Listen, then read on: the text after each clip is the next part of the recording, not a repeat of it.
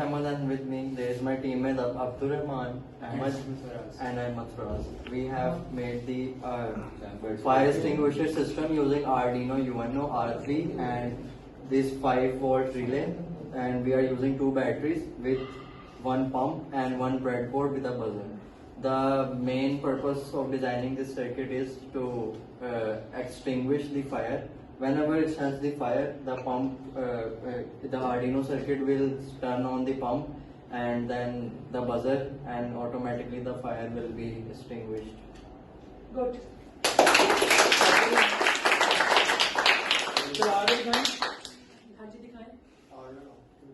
ये भी बता आगे जाके जरा देख लें। पंप पानी डाल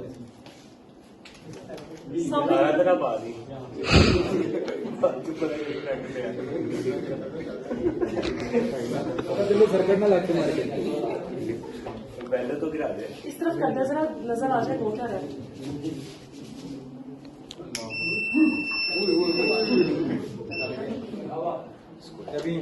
लाइटर चलाया यार मेरे मुंह पे छींटे अजीब टेंशन ना ले पानी है